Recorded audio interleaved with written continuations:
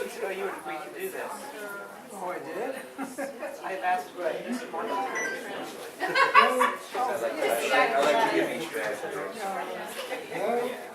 Maybe it was. Because at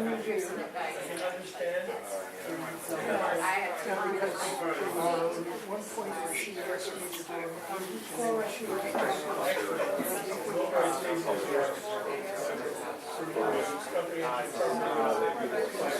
Frankfurt already did.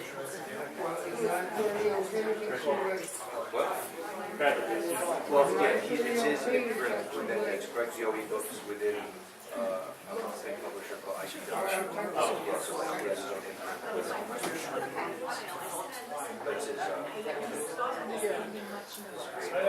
That's his, So you work for Craig or you I work regularly with my client. Like I have, I'm like joining like a special classes. So they're kind of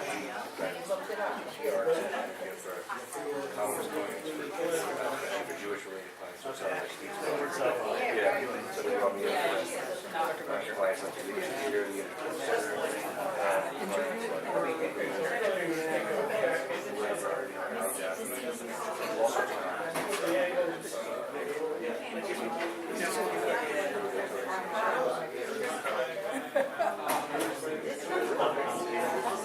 yeah. I was a speaker last year. what did you talk about? Well, I did a performance. I did something that I did a live Harvey T-shirt. I was his editor on his last project. So I did a reading. Oh yeah. He and Josh probably teaching like Yeah. No. I just bought a ticket tomorrow night. I'm gonna. So Gene Haskell is a comic, Emmy Award-winning comic artist, and a bunch of others writers. Play that's on 30. That's just running this week. It's just this week. I have because I have a 3-year-old and a 1-year-old now, so it's very tough to Yes. run out. The bar at the end of the world.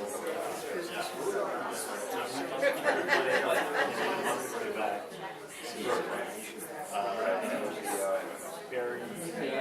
Yeah, Harry. Yeah, I forgot. Yeah, something like that. So he was, so Dean, among other things, was the artist that I worked to death, one of them.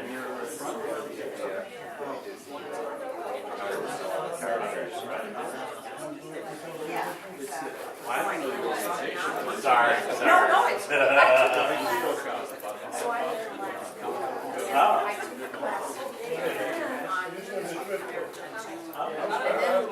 when I was,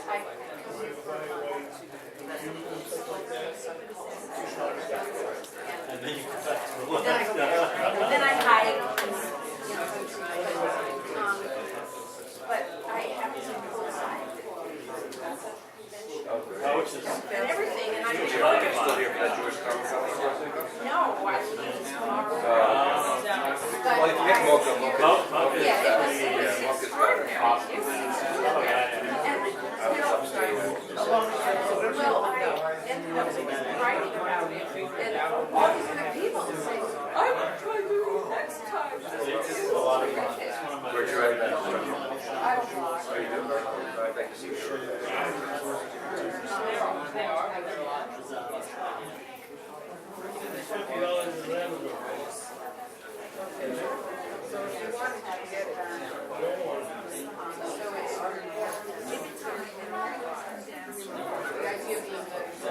First, third, and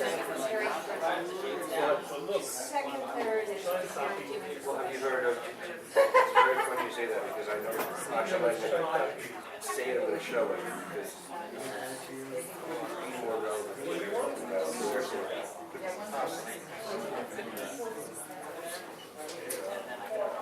can I make you feel good?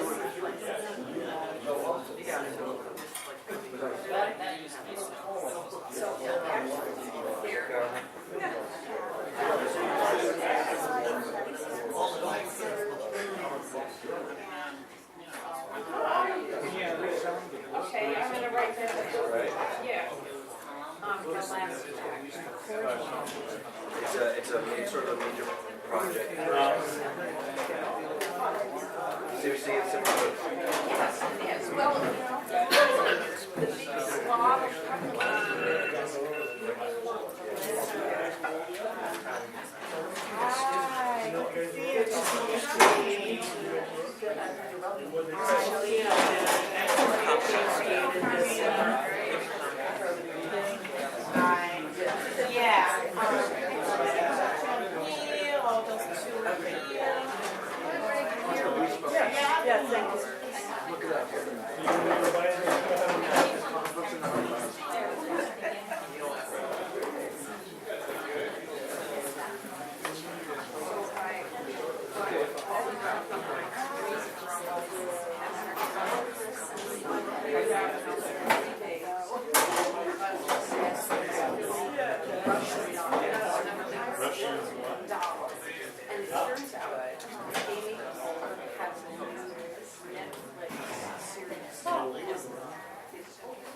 Called Russian doll. And I just can't believe.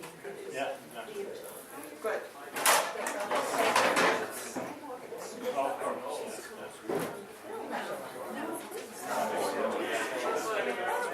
It's trick. Not serving.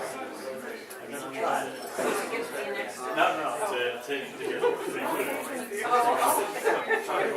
Anyway. I see actually that tends to so I can find it. How you doing? Where do you find these? One coworker has it. Don't shock. Roger, you must Your take character taking I have to send this might know you're okay. This is my battery. No, I don't think so.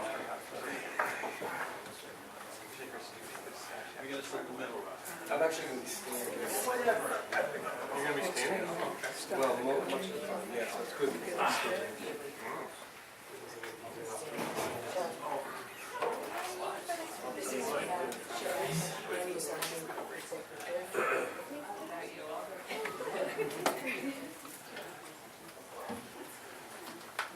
I hope you're a good audience, because I had to put on this monkey suit.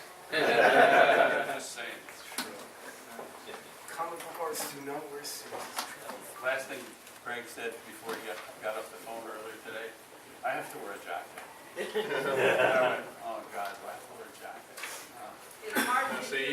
But you had to help me. guys, speak louder. I'm sorry. No, we're not starting yet. This is the informal chit chat. Yeah. Practice. This is just practice. No, but I said I was gonna wear a suit, a sport coat. Right. So Neal had to up me and wear a tie. I did. That's the kind of guy he is. But I always wear ties.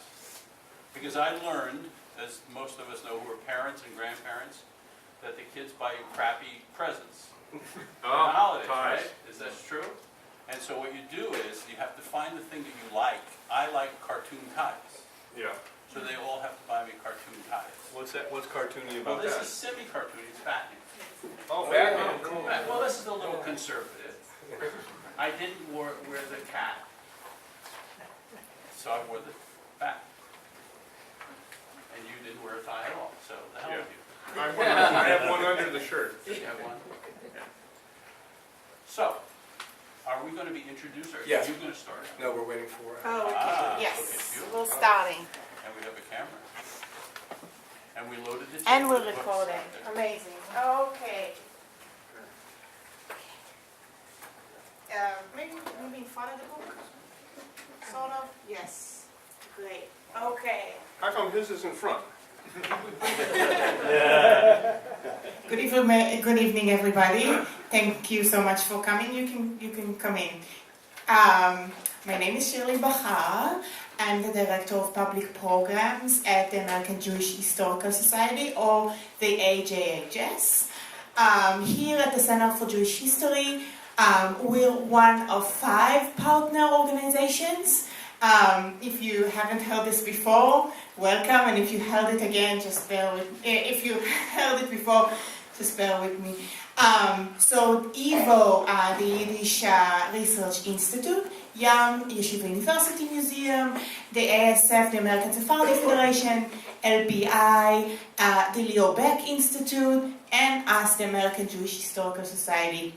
And to those of you who don't know yet, the American Jewish Historical Society is not only the oldest and largest repository of American Jewish history, but it's also the oldest ethnic and cultural archive in this country. So we were founded in 1896, and our stacks are actually home to over 30 million documents and over 50,000 manuscripts, books, photographs, artifacts, etc. Some of them you can actually look at because they're digitized, so you can look at them, you can check them out online.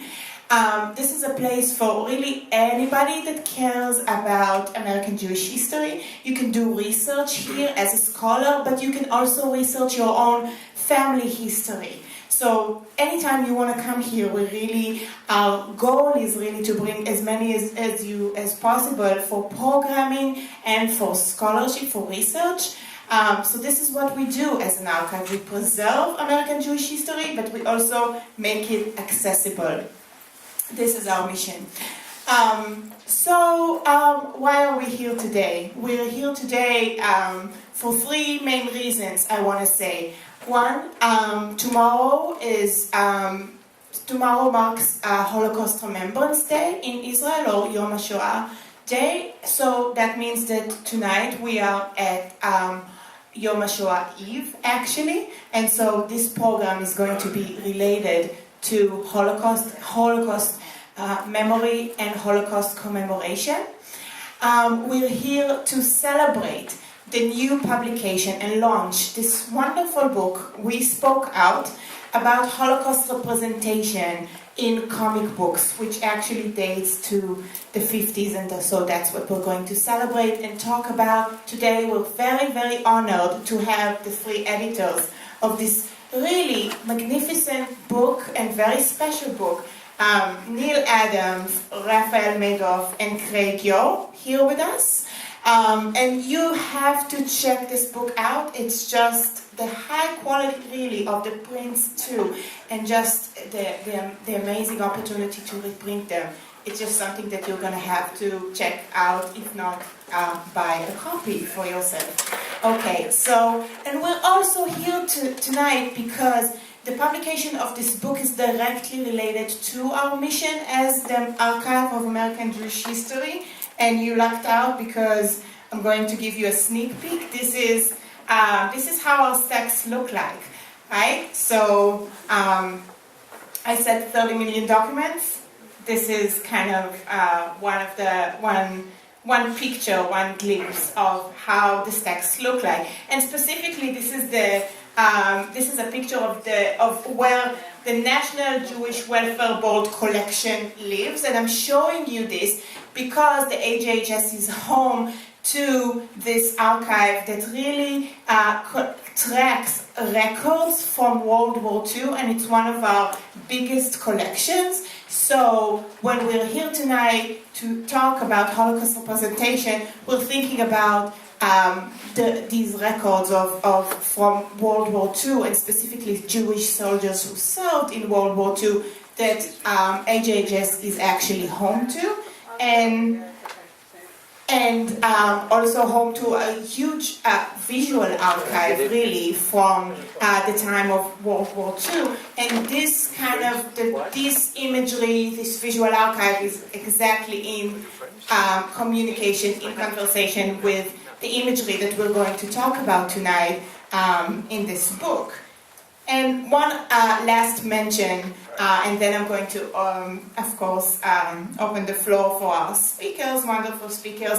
On October 7th, 2015, so about 2.5 years ago, we held a book talk here, or more like a panel, and we called it Comics and the Jews. And it was more about the founders of comic books, who many of them were Jewish, so people like Joe Shuster or people like Jerry Siegel, who created Superman, and we kind of talked about their histories and their family histories, and as it relates to American Jewish history, kind of their creating comics in the Depression era. And so that program really looked at Jewish writers of comics. Whereas this program is really complementary because we're going to talk about representation and images related to Jewish history that are appearing in comics, even if the authors, the writers, are not necessarily Jewish, right? So this is kind of a continuation of something that we've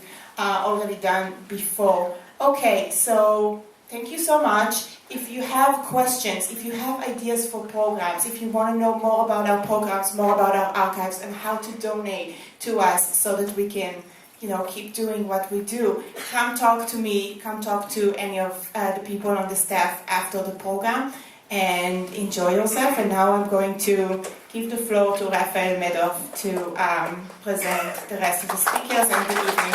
Thank you so much.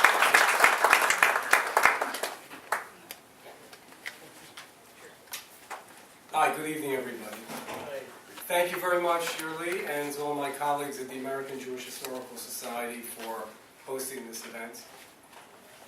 It's an honor for Neal and Craig and myself to be able to join you for this Yom HaShoah, Holocaust Remembrance Day commemoration, and to tell you a little bit about our new book, We Spoke Out, Comic Books and the Holocaust, and some of the lessons that we feel can be learned from talking about how Americans learned about the Holocaust, in this case, how they learned through this unique medium.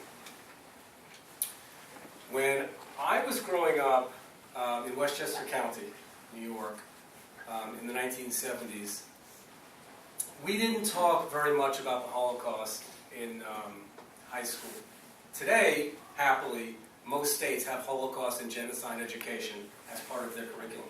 But I remember when I was in 10th, 11th grade, it was barely mentioned. We'd talk about World War II, and there would be some passing reference to the fact that this happened. And maybe, I recall they showed a minute or two some of that old newsreel footage of the Allied troops liberating one of the camps. But there was no serious discussion of it, and there was no real way. We 14 and 15-year-olds were not learning anything in class about the Holocaust. And yet, comic books at that time were talking about some very serious subjects. The second. Next one. Sorry. Thank you. One of the most famous images in comic book history, comic book fans all know, is of Captain America punching Adolf Hitler. This was in a comic in 1941. Naturally, during World War II, there were a lot of comic book stories involving superheroes fighting the Nazis. But these were not comics about the Holocaust. These were just patriotic efforts to promote the war. But comic books had a lot to say about a number of subjects, which I recalled from, pardon me, I'm looking for the image at the beginning.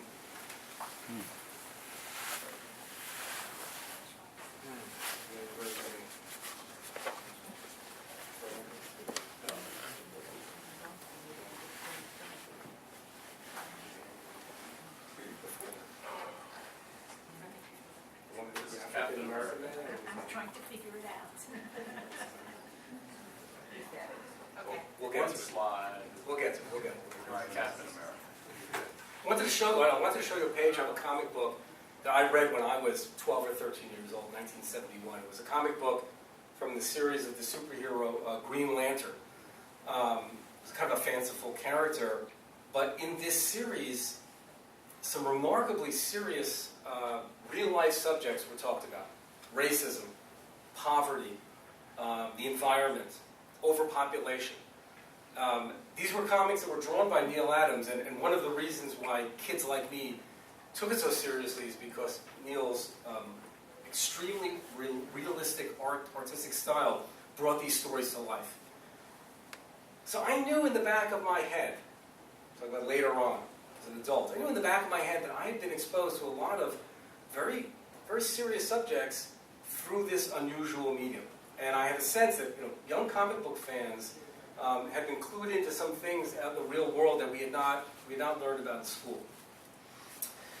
But I put all that aside. I was a teenage comics fan, and then I put all that aside, and I went on to become a historian, and I thought comics were really just a lot of kids' stuff. I kind of put it out of my mind. Until one fateful day, about 7 or 8 years ago, when I became aware that of a Holocaust survivor who was struggling to get back paintings she had been compelled to create in Auschwitz. Her name was Dina Babbitt. She was a teenage artist who was imprisoned in Auschwitz and who had been compelled by the infamous Dr. Joseph Mengele, known as the Angel of Death, had forced her to paint a series of portraits of some of the gypsy prisoners. And it had to do with the experiments that he was performing on them. The paintings disappeared at the end of the war when the Russians overran Auschwitz. But Dina survived, and many years later, she became aware that some of the paintings had resurfaced and were in the possession of the museum, which is now situated where Auschwitz stood. It's called the Auschwitz State Museum. It's a Polish government-sponsored institution. And Dina had been carrying on a kind of a one-woman campaign to convince the museum to give her back her original paintings. I became involved in trying to organize protests on her behalf, and it was in that context that I became reacquainted with Neal Adams. Now, this was due to my friend David Spurlock, who was here in the front row. Kindly, there you go. Thank you very much for reintroducing me to my adolescence and suggesting that Neal Adams would be someone who would have a particular interest in this issue, because Neal, in the 1970s, had led campaigns to compel comic book publishers to give back the original artwork from comic books to the writers and artists. In the old days, the artists would turn in their stories. After they were printed, the art would be thrown out, given away, or stolen. So Neal had led a campaign for the return of original art. And so Dave and I talked about the idea, well, then maybe this would be some kind of a continuation. Here's an artist trying to get back her original paintings. We organized petitions, letters of protest, all sorts of things to try to publicize Dina's plight. And we ended up doing what comic book artists do best, is we created a comic strip about Dina Babbitt's struggle. And you will find that comic strip, by the way, in this book. It was published by Marvel Comics. It's a remarkable piece of work. And I had the pleasure, over the course of the year or so that we were working this comic strip, I had the pleasure of visiting Neal's studio in Midtown Manhattan and chatting with him while he worked on the strip. And we talked a lot about this question of how Americans became aware of the Holocaust. How did we even know about it? And I said to him, when I was growing up here, I didn't know about it, but I did know about a lot of things that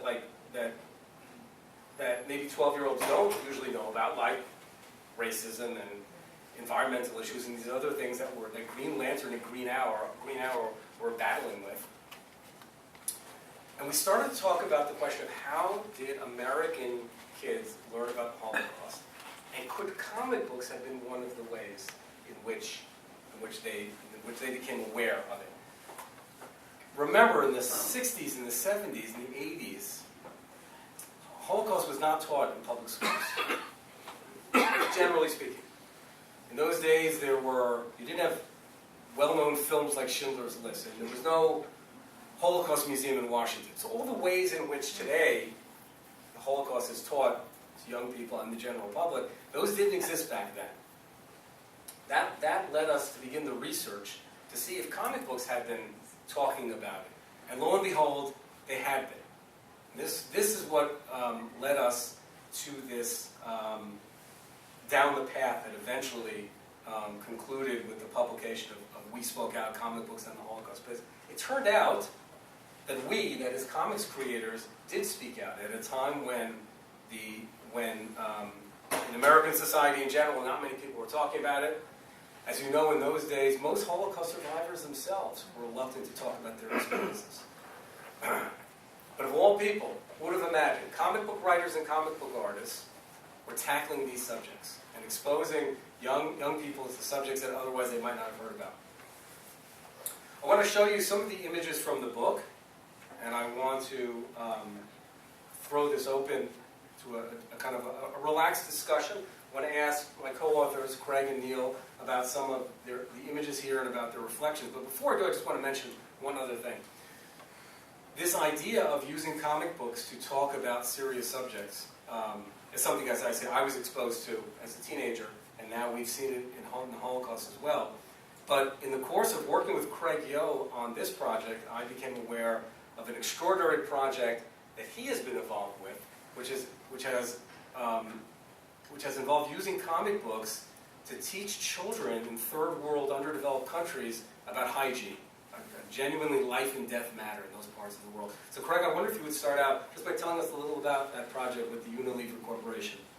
Oh, thank you. Kind of off topic, but kind of on topic because it's a project related to humanity and standing up for people that don't have. It's a project that's related to humanity and standing up for people that need a voice. So many millions of kids every year die from diarrheal-related diseases in underdeveloped countries simply because they don't wash their hands before eating. So I worked with different organizations, and this was sponsored by Unilever, who makes soap, and we created superheroes to teach kids how to wash their hands before their meals.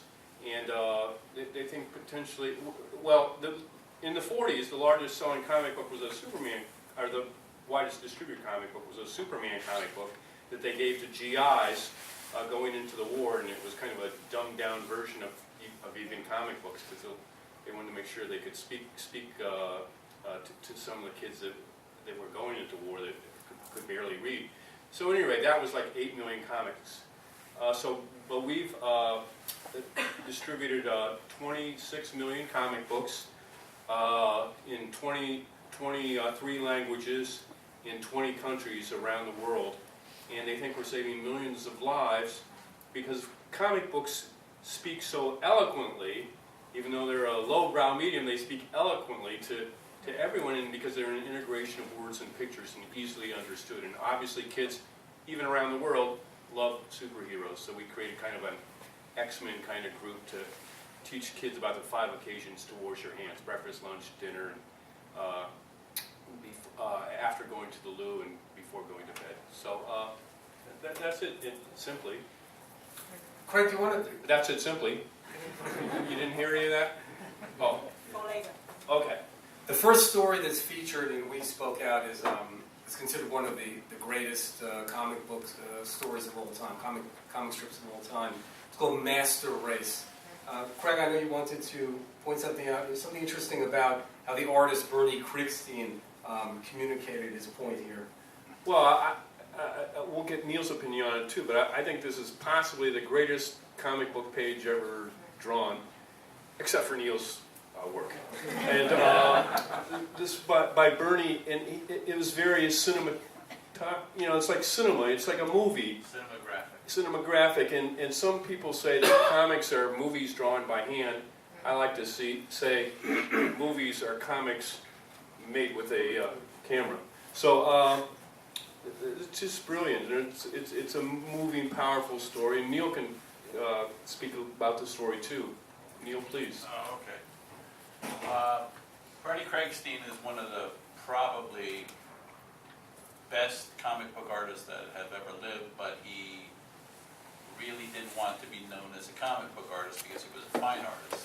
But he took that sensibility of fine art into comic books. So you can see the use of the multiple images to tell the story, the reflections on that panel on the right-hand side. So when somebody does that, it's sort of like you get a Steven Spielberg to do a Schindler's List, suddenly it becomes something profound because the artist is profound. So, all right, can you hear me now? We look to this book, this story, as being the beginning of the effect of comic books on people and telling stories from the point of view of, hey, we can do serious subjects. So he inspired many artists to do these things. Now, I'm not saying that his inspiration led to all of these stories, but I can tell you that it had something to do with it. Nobody who creates a good piece of art can cover all the bases, but he's there to be an influence and for the creatives to talk to one another and say, hey, look at what Bernie Craigstein did. I want to correct an impression that might have been given earlier about a lot of, at the beginning of comic books, a lot of artists were Jewish and a lot of writers were Jewish. They were all Jewish. Just so you know, okay, I'm going to give you a quick little history, and it'll be very quick, of comic books. Comic books began at the Garment Center. Sons of guys in the Garment Center wanted to do something other than what Dad did, and so they became printers. Okay, and then they became printers, and then they realized the presses have to keep on running, so why don't we become publishers? And so they published crossword puzzles that they bought from all these newspapers all over the country, and then they said, well, that's not enough. I've got a crossword puzzle book, but I have nothing else, but why don't I buy a license for the comic strips? So they all bought licenses for the comic strips that appeared in the papers. They're from all the syndicates, King Future syndicates, Tribune syndicate, all the other syndicates. And then they ran out of enough of that, and they said, well, what are we going to do now? We got to get more. We got to have another Buck Rogers. We got to have another Dick Tracy. We got to have another cowboy. Where are we going to get all these? The Lower East Side. The Lower East Side with young, talented Jewish kids who might not be able to get into this industry, might not be able to get into advertising, might not get to do this, but were talented and had the ability to do creative work. Hire them. Pay them cheap. Doesn't matter. And so they started to do the comic book. So all those names, for those of you who are comic book fans, and I know there's 3 or 4 in here. Those of you who are comic book fans, even the names that you think are not Jewish names originally were Jewish names. Gil Kane was Eli Katz. Jack Kirby, what's Jack? Katzenberg. Katzenberg. I mean, Jacob Kurtz. See, that's why I didn't know. Different people pronounce it different ways.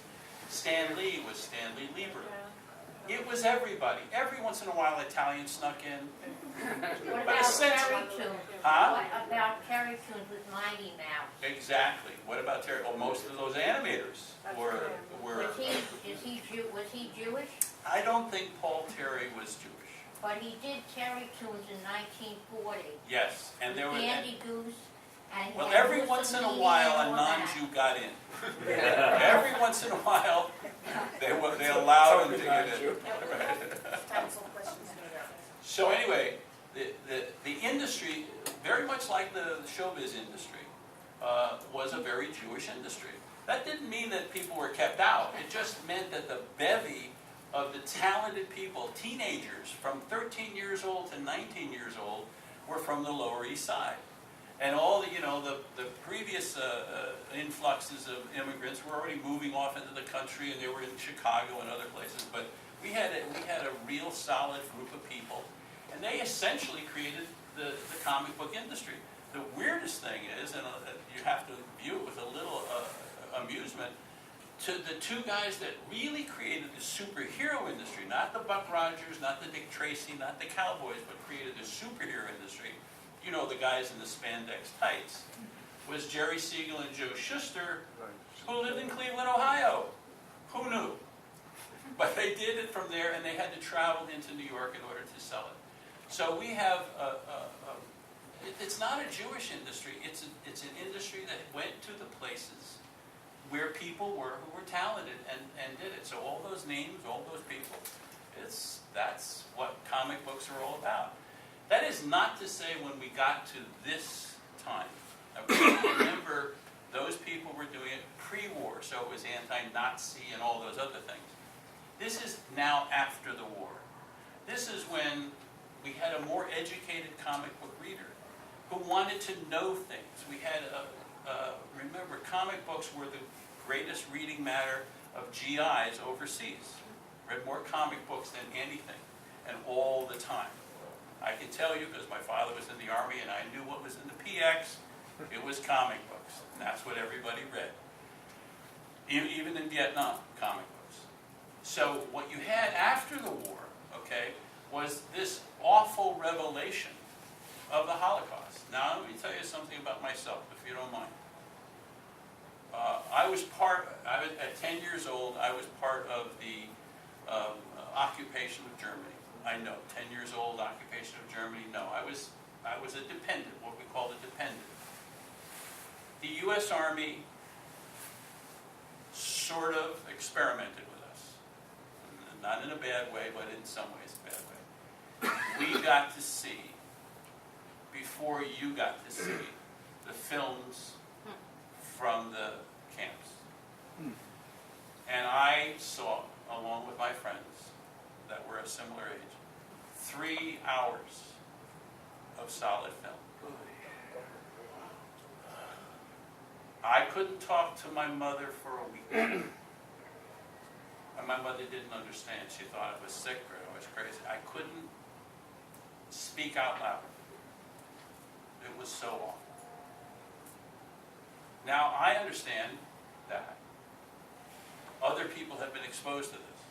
So when the opportunity comes along for a publishing company, say, yeah, do a thing on the Holocaust. Why not?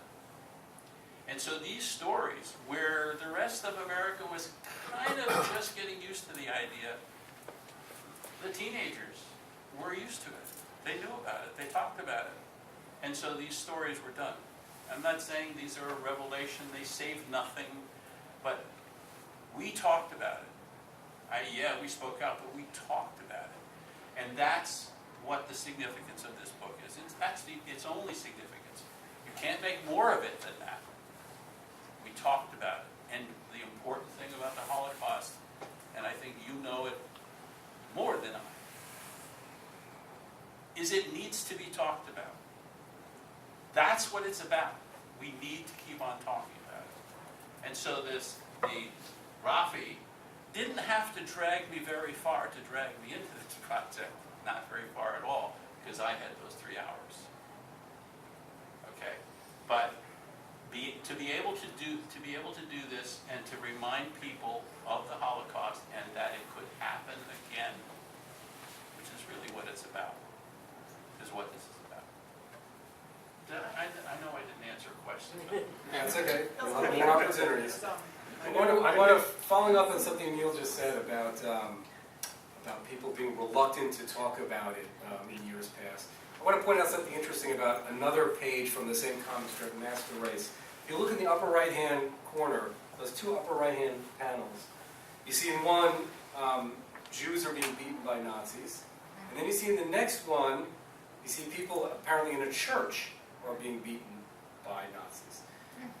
One of the things we found in our research was in 1950s comic strips, and this one is from 1955.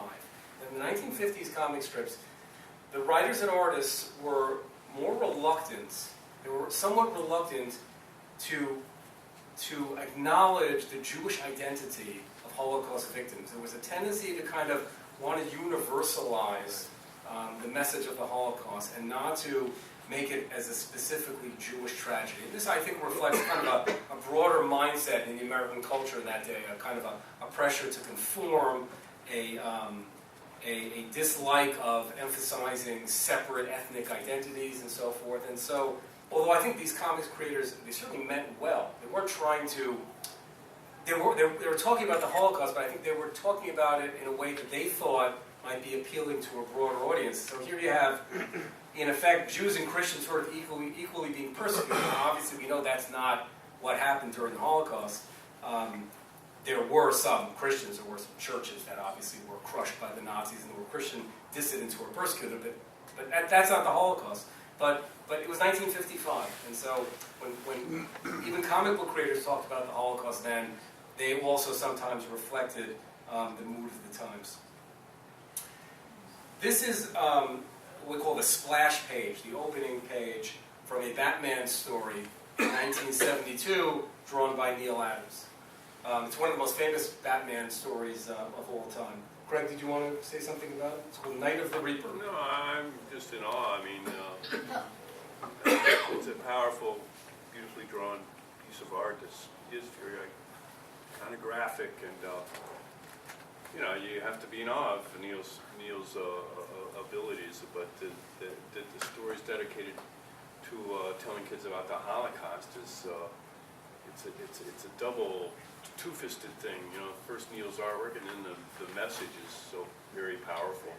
In this later page from the same story, now I'm not going to give away anything about the story, of course, because you'll find it in the book, so no spoilers here. But this is a particularly striking panel, obviously, where Neal actually depicts Jews being persecuted, and a striking image of the German above them.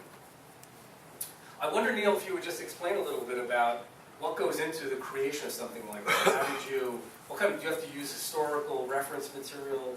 How do you come up with something so perfectly, you know, accurate and realistic like that? 3 hours. I'm just saying, you know, yeah, you can imagine it, but if you see it, it becomes very profound. And I know that the Army realized when they showed us that stuff that they couldn't show it in big gulps like that. So what you got to see on television are broken up segments. You really didn't get to see the depth of the horror. And as horrible as it was, and you've seen it, it was beyond belief, beyond belief. So for me, this is almost a cartoon because it's nothing. It's just people lined up, you know, to give a little impression. I was the right person to draw this story because it alluded to the Holocaust, and it was a very well-written story. And of course, the editor, Julie Schwartz, being non-Jewish,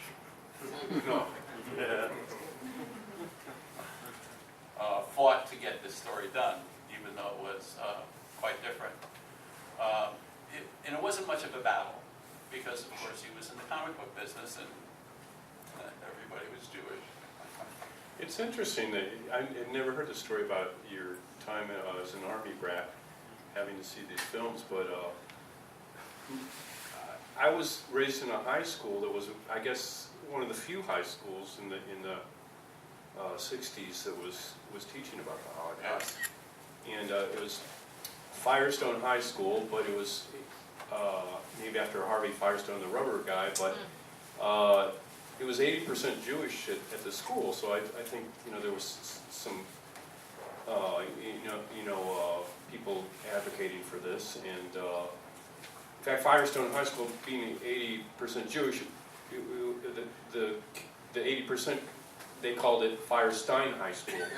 So, but we had to watch an hour of those movies, and I think that's one of the reasons I was passionate to get involved with this project. The reason you saw the hour was they realized that they couldn't show that much. Well, I do. And even watered down, it was, I'm sure, affected you incredibly. Well, there were kids fainting, and it was quite moving for all of us. Yeah. So we've been talking a little bit about how comic book creators, in preparing these stories, wanted to convey a sense of realism. And that's why we wanted to show you this page by the late Joe Kubert, who was a master comic book artist, writer, editor. And in this opening page to his one of his several Holocaust-related stories, he actually uses, as you see, photographs to accompany the illustration. To make it, I think he really wanted to make it clear this is not something that was just from the imagination of a comic book writer, but rather here are actual pictures from the history. That's very moving too. Yeah. Anything they say nice about me, they really mean for Joe Kubert. He's the best. Was the best. This is an interesting cover that Neal drew. Interesting for many reasons, but obviously the whole idea of the golem wreaking vengeance upon the Nazis is so resonant with themes from Jewish history that we all... Sure, so I assume most of us are familiar with the medieval legend of the golem, a sort of a giant creature who could be summoned to life in order to fight against enemies of the Jews, those who were persecuting the Jews in medieval times. That's the rough outline of the golem. The golem of Prague is how it's normally called because the legend arose in Prague, now Czechoslovakia. It was a lot of fun. We got to Drawing kill this? Nazis like crazy. I'm telling you. This is a cover that I tell you I remember from my youth, even though I was not a fan of war comics. See, this one's called Weird War Tales. So war comics inevitably, from time to time, touched on the Holocaust. I mean, it's like they're talking about World War II in every issue, so you'll see some of the stories in here come from war comics. I didn't normally read war comics. They didn't interest me as a teenager. But comic books that had covers by Neal Adams did interest me. And Neal pointed out to me later, I didn't realize this as a kid, but he pointed out to me that the idea of having the golem coming up over the logo is something that comic book publishers frowned upon. They gave you a hard time about it, didn't they? That's their job. What was the rationale? The rationale was get the glow above the logo. That's all. No, but the reason they objected was opposition to it. because when the comic books were on those Because you little want to see, spinning racks. the logo first. They're often wanna put see into something. racks on the newsstand where only the logo We only is. see the So logo. just push the logo down. So my argument was, we're going to see a golem. That's better than the logo. What's your problem? As Neal and I, as I was sitting this afternoon in Neal's studio, and we were talking about what we'd be saying this evening, I noticed for the very first time that in the background there, you see barbed wire and a watchtower, which is very interesting, and it appears to be some kind of a camp, concentration camp or prison camp. That doesn't appear in the story itself at all, as you'll see when you buy the book. So I asked him, well, what's going on here? Why are you putting that in, even though it's not even in the story? But apparently cover artists have a certain amount of leeway. Well, you tend to find images that people can relate to immediately. And, the choice was to put a synagogue in there or to put a prisoner of war camp. Synagogue looks kind of like a building. And there wasn't much room for it. Between the legs, you wouldn't even know it was a synagogue. So you'd have to examine it. But boy, you certainly know what a prisoner of war camp looks like. So it's got barbed wire and it's got towers where they shoot people from. So the idea is to create imagery that you immediately relate to. This is Joe Kubert Joe again. Kubert again. So again, it's a war comic. It's called Blitzkrieg. But it had several of its issues. It didn't run very long. I think maybe 5 issues. But several of them had Holocaust-related stories. And this one is obviously very stark. You have a young boy in the Warsaw Ghetto. He's preparing what looks like a Molotov cocktail, and an elderly man trying to stop him from doing it. This was a real dilemma. Obviously, that was debated in the Warsaw Ghetto in the very midst of the revolt. Will trying to fight back somehow make things worse, so to speak? But it's remarkable to see it depicted, and depicted so powerfully as well, in the cover of a comic book. You remember the writer that was shown into the ghetto that came to America? Jan Karski. That's right. Neal and I, a few years after we worked on that comic strip about Dana Babbitt, Neal and I had the opportunity to create a series of motion comics. These are like animated shorts for Disney's educational division about episodes from the Holocaust, specifically those involving how Americans responded to the Holocaust. And one of them was the famous story of Jan Karski. We called that segment Messenger from Hell. He's a Polish Catholic courier who was smuggled into the Warsaw Ghetto in order to see what was happening and bring news about it to a disbelieving world. So Neal and I found ourselves And then wrestling. then he was smuggled back out, Right. and he came to America. And met with President Roosevelt himself, but was unable to move the president to take any action. And so he wrote articles and books. He's written books. Yeah, He's considered to be a Polish hero at this time. that's right. You have to tell the whole story.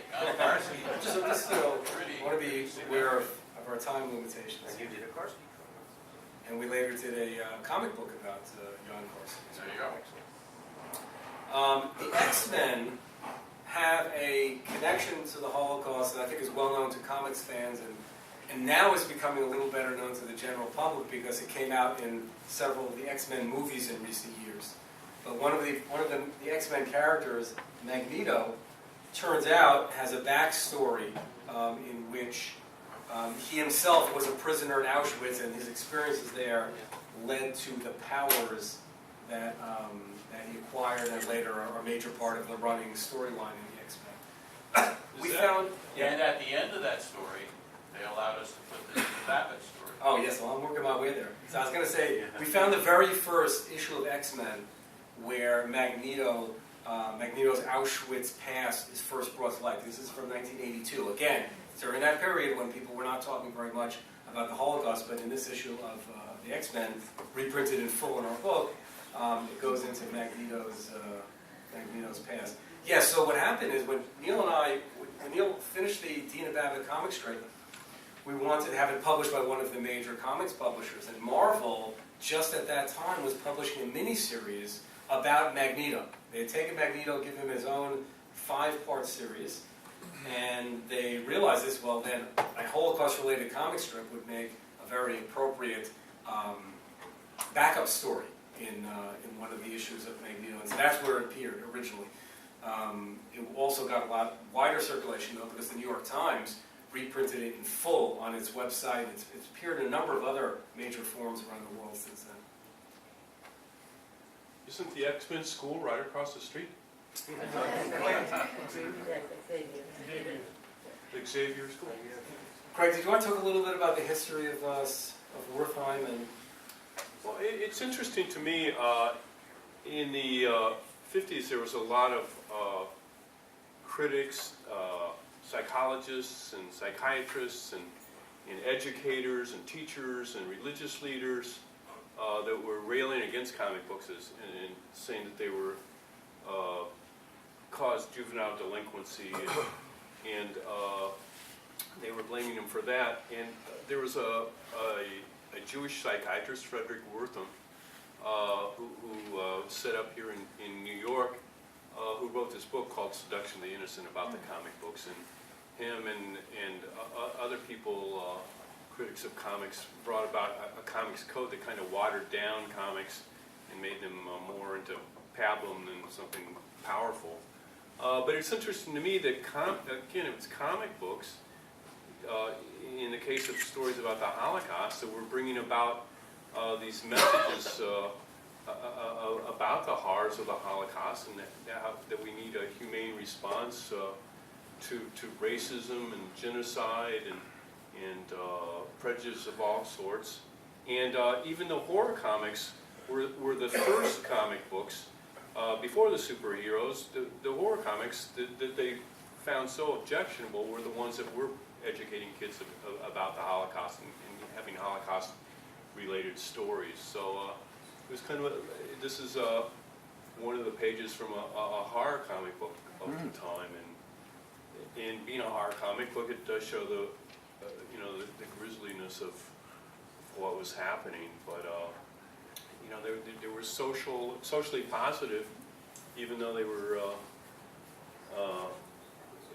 forbidden comic books. And I like this message from Wonder Woman. She says, "Remember, this man's world of yours will never be without pain and suffering until it learns love and respect for human rights. Keep your hands extended to all in friendliness, but never holding the gun of persecution and intolerance." what year was this? This was, I think, in probably the late 40s. What's significant about this, that this business that Frederick Wertham attacked in 1953, comic books, much as we attack rock and roll and computer games and belittle these things, is while one of the reasons that you may, if you are not thinking, as Frederick Wertham clearly was not, might attack something is because of its freewheeling aspect, that it covers all of these subjects. So it covers bigotry. It covers the Holocaust. It covers teen gangs. It covers this, that, and the other thing. And as you cover these things, yes, you do other things, and maybe some of those are objectionable, and maybe it's worth criticizing them, and maybe it's worth doing something about them. But if you take the whole run of it, it's like taking the whole of the film industry and saying, for the sake of this crappy film, let's get rid of all films that speak to us about things that we really care about. So basically, Frederick Wertham was attacking an industry for the sake of his assumption that somehow juvenile delinquency was caused by comic books because a kid who might hit a cop over the head with a bat has comic books in his closet. Nonsense. Okay, and we did get rid of the comics code, and I had something to do with it. Yeah. Why don't we take some questions? We have time. Yes, sir. Yeah, I was 10 years old in 1955, and my interest in comics was not towards the costume heroes, which later on, to my dismay, I found out that's where the money is in terms of collectibles. But I got from the remarks that were made just now, what was going on with depictions of the Holocaust in comic books from 55 to 72? Because I think you're going to find it right there. Okay. That's exactly All right, you got me. Okay, here's the $5 I believe. Can I ask you to please speak up so that everyone can hear, and if you can repeat the question because I'm not sure everyone. So basically, what was going on between 1953 and 1957? No, 55 and 72. 55 and 72, that was going on. Okay, gotcha. During the code, you're saying they had to simplify it, not show quite the horror during the code years. No, the code was horrible and stupid, and you're talking about the code years. The things that were done about the Holocaust were not. It's sort of like skating between raindrops. If you would talk about the Holocaust, you would have to go this way and that way. Joe Kubert did it. And he had to go this way and that way to avoid it. You couldn't have somebody directly torture somebody. You couldn't do it. But the implication was there. Somebody like Joe Kubert, a good enough artist, could show you the Holocaust without showing you the Holocaust. I mean, the book, that Batman book that I did, understand that you couldn't have somebody shoot somebody, but anybody stab. You couldn't use the name, the word crime on the cover of a comic book. You couldn't. You couldn't do drug addiction. You couldn't imply that anybody who worked for the state, federal, or local government could be corrupt in any way. You couldn't have The Walking Dead. That's so they would today's have, government completely out. You couldn't have The Walking Dead, so they would have zombies on roller skates. And that's a true story. Yeah. Yes, sir. Two quick things. Okay, could you stand, please? Sure. Two quick points.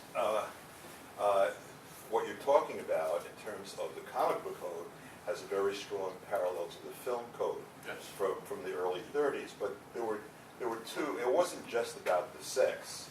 I mean, before the film code, the movies were great, and then the film code came in, and you had a lot of Fred McMurray. Horses going very high and trains through tunnels